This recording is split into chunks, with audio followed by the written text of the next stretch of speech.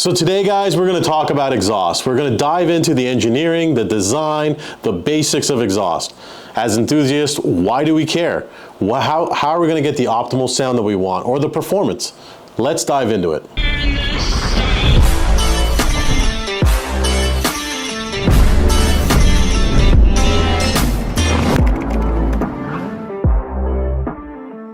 Hey guys, and welcome back to another Talking Mods. My name is Ron Hay. I am the CEO of Mod Bargains, right here. We sell lots of different exhausts, but today we get to dive into a subject of exhaust. You guys asked a question in the comments, wanted me to go further into the design, understanding what is the section 1, section 2, section 3, and it's a lot more complex than 1, 2, and 3, but we will go through 1, 2, and 3 and explain that. And obviously in your comment section, if you guys want to contribute, it goes a long way. I do read it. I try to comment if I can, and I will try to come up with topics based on what you guys want to see. So it helps out, and that's why we're talking about different modifications. So without further ado, let's go into section 1. The first section of the car, we're going to have a diagram here for you so you guys can see it.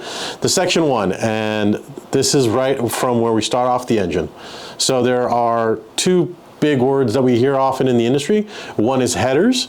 Well, headers is the exhaust that comes right off the cylinders of the engine. So you'll see them, you'll see multiple pipes there off, and that's a header. Now, if you have a turbo, you'll hear a downpipe because that comes off the turbo and it's going to be a single pipe. Well, these are controversial subjects because these are the areas where they often have catalytics on them. So with the EPA, shutting that part down, or CARB, when you're taking out the catalytic, that can cause, it to be illegal. So, pretty big deal there. What is a catalytic converter? So I just said the CATs, the catalytic converter is what it stands for, and that's going to be in between the piping. Well, in between the piping, what's happening is a reaction that these CATs are doing, and that's called a redox reaction. Basically, what it's doing is taking the toxic gases and converting it into like a water, CO2, and nitrogen. CATs in general are very expensive. That's why you see a lot of them getting stolen and so forth. That's my purse! I don't know you!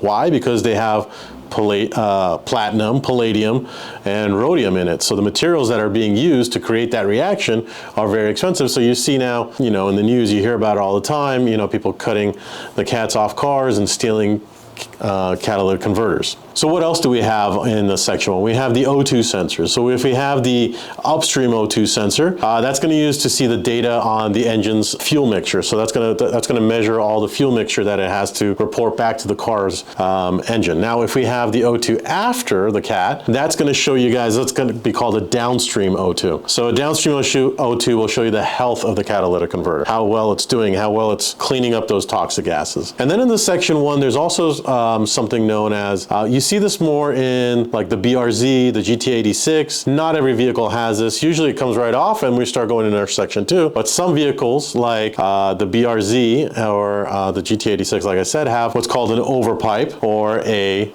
front pipe. They're basically, you'll see it in the diagram, additional piping. Why do we care about these piping? Why do people switch out the headers and the downpipe? Well, we want to increase the flow. If we can increase the flow of air, if we take out the catalytic, for example, well, it would increase the flow of air, and that would increase our horsepower. It would also increase the sound because there's more volume of sound going through it. The CAT ends up becoming like an absorption type of situation. Typically, when a CAT is removed, we're talking about a 5 to 7%, increase in horsepower. Could be more. You sicko. Depending on the tunes and so forth, but the tune is doing a lot of the work there, not the actual reduction there. So we see this often in race cars and so forth. It's considered highly illegal, but I understand that a lot of enthusiasts want to do this. Or if you're in racing, this is one of the biggest areas of where you can make the piping increase in size and you can get more flow, and taking stuff out, you can increase your horsepower. So in the front pipe or the overpipe, like I mentioned, in the BRZ, they're going to connect to what's known as the mid pipe. Now, when we get to mid pipe, this is considered section 2. So we've reached section 2. So this is section 2 is after the CATs, and this is our mid pipe. So oftentimes you'll hear a full cat back become considered part of the section 2. Now, mid pipe is a not the complete, we're not going, we still got section 3. So this is the piping in the center of the car, and we've got different designs in mid pipes, okay? We have mid pipes that basically you'll hear resonator deletes, well, or we have with resonators or without resonators, right? Most vehicles are gonna have a resonator. And what does that mean? That means we have a packing inside, and that's gonna help reduce unwanted noise. So it improves sound quality. It's a cancellation type of device, right? So why do we have a resonator? It's because we want to get rid of the rasp. The rasp is an annoying sound that we have in some vehicles. The bad thing about having, a resonator is it increases the back pressure. So again, we're losing horsepower by having it. My disappointment is immeasurable, and my day is ruined. Some people want to get rid of that. Having a resonator over time also can cause clogging, can have emissions issues because of the clogging, it can rust eventually, but it does limit power. So what we hear is often, hey, I did a no resonator delete. Doing that is obviously sometimes not the best, because what that does is creates more turbulence. It's not well engineered. So let's talk about some other mid pipes that are popular that exist out there. You'll see this in every single manufacturer. If you're buying a complete exhaust, you'll see the engineering that goes into it from each manufacturer. They're spending their time, their engineers are coming up with the best sound that they can make with the best performance, because we want to increase performance, but we also want to make the sound right. It's all about balance. Let's say they use an H pipe. An H pipe looks exactly like an H, just as you imagine it, right? Why would they use that? Well, that increases the bass. So the more of that rumble sound like you want in an old muscle car, you would do an H pipe as your mid pipe. That increases torque. So especially if you want to launch a car and so forth, it increases torque at low RPM. So an H pipe has that benefit that it does. Let's talk about an X pipe. Again, looks like an X pipe. What that does is it increases high pitch tone and some raspiness.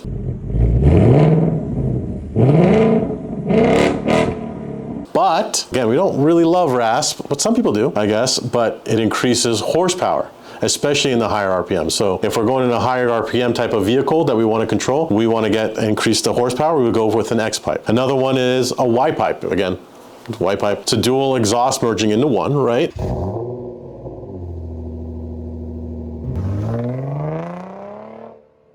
And so that helps reduce back pressure, it improves performance, and it adds a little bit more horsepower. So we improve performance, which is nice. It will be raspier than an H pipe, but not as much as the X, because the X is going to give you a lot of rasp. What's nice about the crossover here that happens is the high pressure pulses in the exhaust, in the tubes, balance each other out. Another very popular one that you often see, especially on now that we have a lot more vehicles that have turbos, and the sound is very raspy and so forth, we have what's called equal length mid pipe.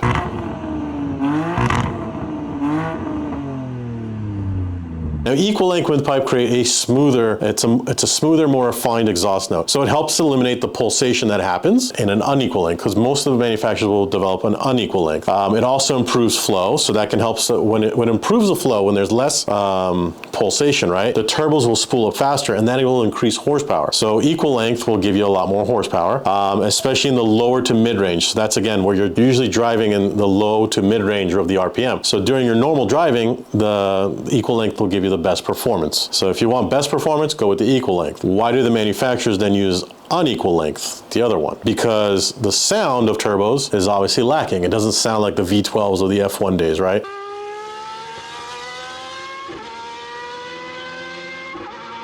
Now you have these cars that don't sound as good. So by making it not as smooth, right, the sound, the pulsation, we can make it rumble more. It can have that exhaust sound that people want to hear out of a vehicle.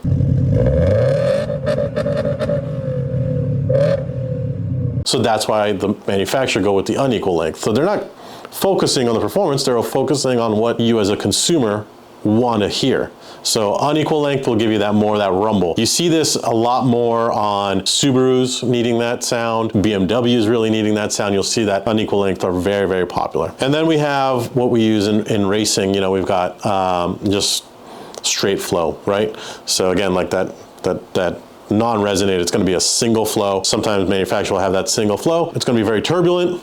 but it will increase power to the max usually. There will be pulsations, so you'll have drone coming out of it. It's often used in race applications. It's going to be the best at reducing back pressure. We have something that's really nice now with modern exhaust, where we have valving, and let me show you an example of that. So a valve system is basically, let's say this is our exhaust, it's connected, and we'll have some diagrams for you guys, and you guys can see it moving, but if you look at it, it opens and closes. We can have it open midway and all the way, right, to get all the flow through.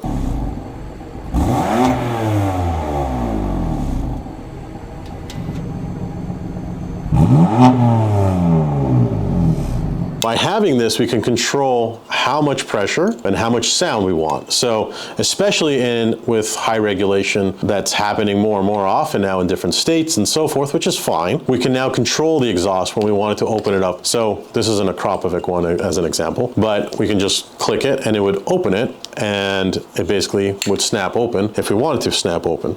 Or we have manufacturers design it built in where it slowly opens further and further. So when you first start up the car, it's not going to be loud, you're not disturbing your neighbors, and then as you step on the gas, it'll slowly pick up over time. Make sense? Pretty simple concept. So that's usually, again, in section 2. Let's go into the last section, section 3. Well, this is the one that is very, very interesting. This is our axle back. This is the muffler section, so often known as the axle back. The axle back, so you can see it in our diagram again. The most common and most used is going to be the chambered mufflers exhaust system. So what happens there? We have a muffler system, and the sound is coming in, right? The exhaust is coming in, and we have different chambers, as you can see in the diagram that we'll have up on the screen. And that will hold back horsepower. It does hurt horsepower because it's the sound and the exhaust is bouncing around. It cancels out the sound waves, and this becomes very useful in getting rid of drone.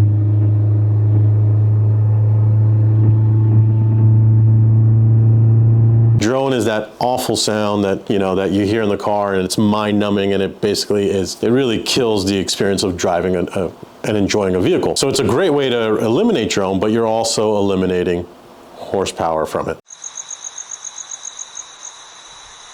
Generally, why would we use chambered mufflers? We want it to be nice and deep sound, a throaty sound. You'll see a chambered muffler. Okay, that's pretty simple. Let's go into an absorbative muffler, right? So an absorbative muffler is basically, again, it's coming in and it's going to have baffling inside, and inside there's going to be sound deadening material, which is going to be glass pack, which is like fiberglass inside it. So I have an example here. I brought it in so we can see that, and this is actually going to this is actually what's called a straight through muffler.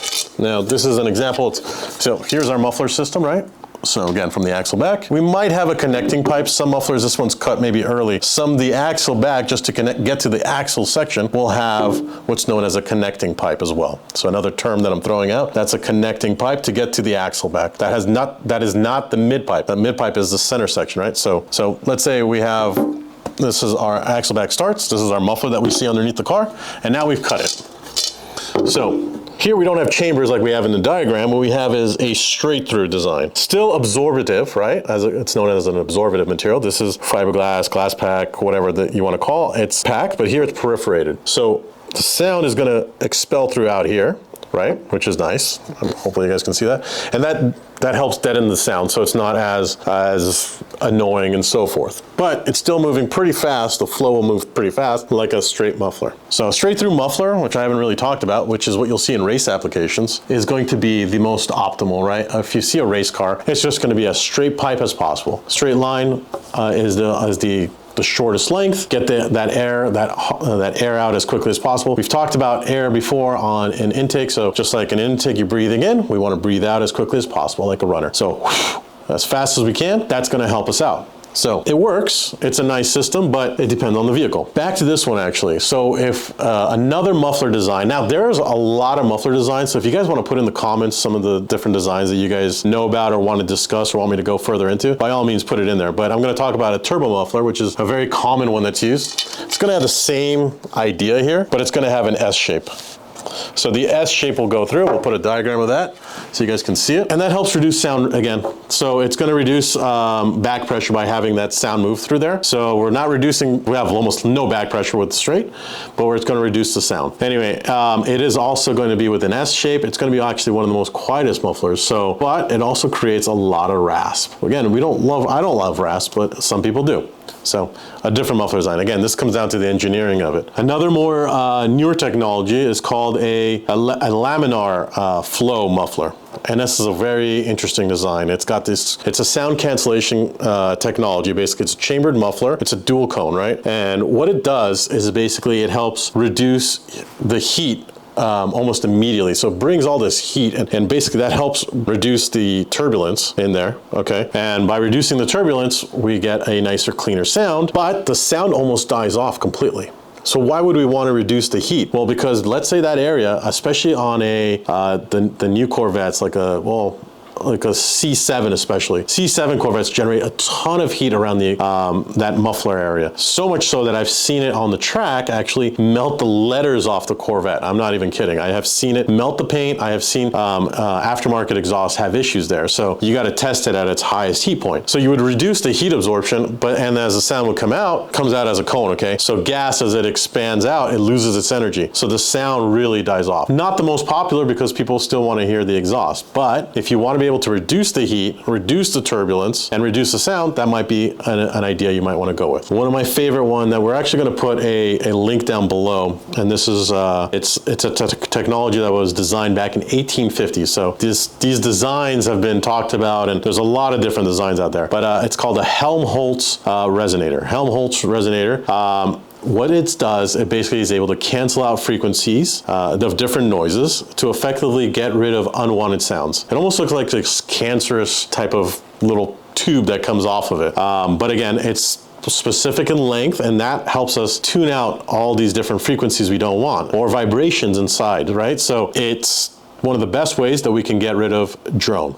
And it's a really nice one. Actually, it is one of my favorite designs for especially turbo vehicles, because turbo vehicles have a ton of drone, especially when we reduce low frequency. That's what reduces drone. It also helps in reducing back pressure. So we'll put a link up if anybody wants to dive right into Purdue University explaining how the technology, how you calculate, if you want to calculate your own and make your own, we'll put a link over there so you guys can check it out. There are a ton more mufflers. I don't want to spend forever on it, but I'll respond to the comments below. That really summarizes the main design and performance area. But we have the cosmetic area, which is what we actually see of the exhaust, right, is our tips. And now tips can be a wide variety of different tips. I'm going to show you some. I brought some examples for you guys in this video. Obviously the most expensive, and I'll talk about the most expensive, we've talked about in the material video. We'll put a link up there.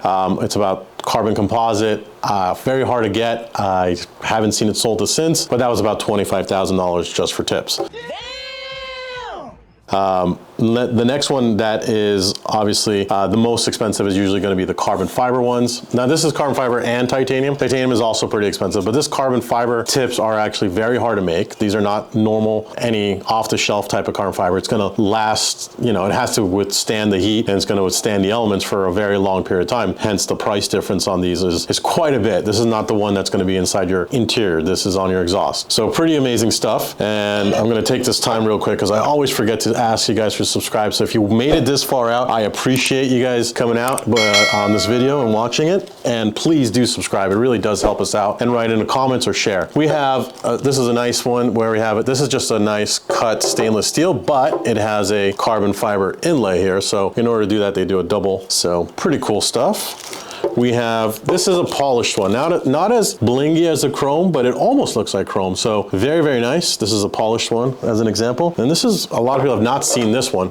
This is known as black chrome. Obviously you have black tips that's just painted like a black color, but this is a black chrome by AWE. Really, really nice color. There's also burnt tips, which will have a blue finish on them. There's a lot of different tips, but these are probably the most popular tips, except I'm missing the burnt tips out there. Guys, let me know if you have any questions. If you enjoyed this video, or if you have any other video suggestions, we appreciate it, and I'll see you on the next one. Thanks again.